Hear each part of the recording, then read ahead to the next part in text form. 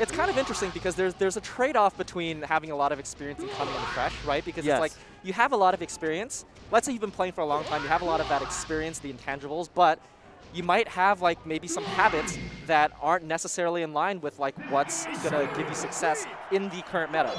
But if you're a new player, yes, it's like you have to kind of make up for that difference, but there are like more tools, more resources to get better. You kind of build up these tools fresh. You don't have bad habits, quote unquote.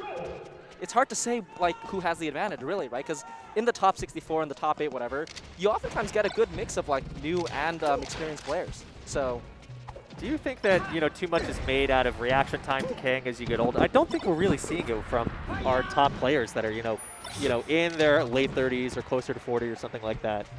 I think they're still playing it sharp. It really is just, the game develops, people grow up studying you and learning how to beat you, and you've got to adapt to that.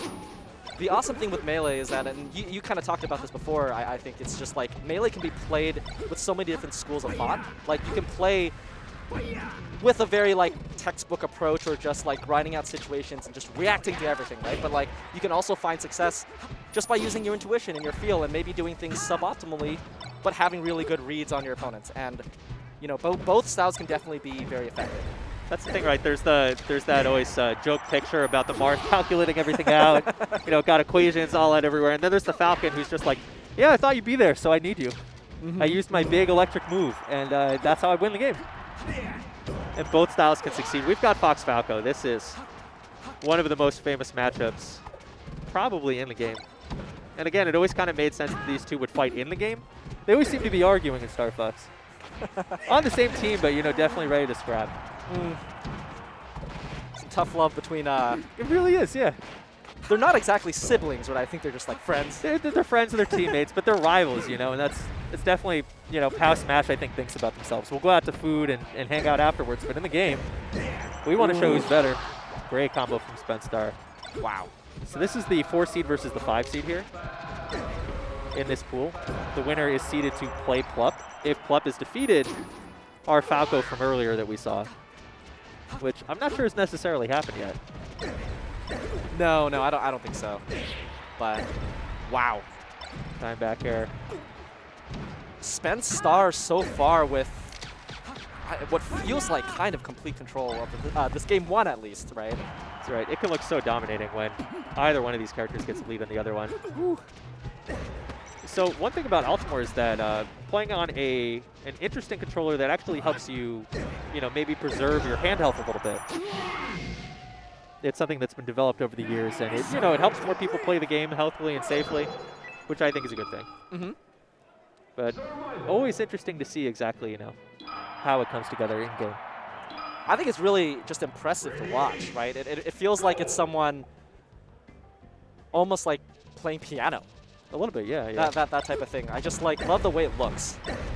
It does look very, very aesthetic. Wow. Great call there. That was a call out, right? They knew which way the side, the upbeat was coming, right? It's it's hard to say because like that particular down air I think was really smart because it covered a lot of different options. I think there is maybe like a small angle in there that it didn't cover, but yeah, that one felt like, to me at least, kind of just like a really smart play as opposed to like a really, really hard read. Right. That does make sense. And again, like kind of the same thing with that tech chase there. Fox was knocked down on the ground. There were only a couple ways that you could go. And with that spacing, Falco was able to forward smash and cover the tech back in, which seemed like the farthest way away. Oh, wow. This is a runaway. Spenstar is on fire. Playing great, stuffing. Great bait, though, from Altimor. Can definitely stay in this game. Absolutely has enough resources to win. What was that? Why did they not go as far? Oh, I don't know. I think everybody knows in chat, but you have custom, you have different links on the side B from Fox and Falco. You have hit very, very key timing. And if you miss, that's a self-destruct.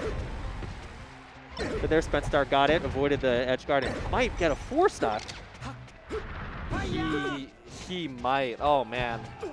It's got to feel. Oh! That was a read. That felt like a read, and I felt like he had the right idea right there for sure. That was a huge read.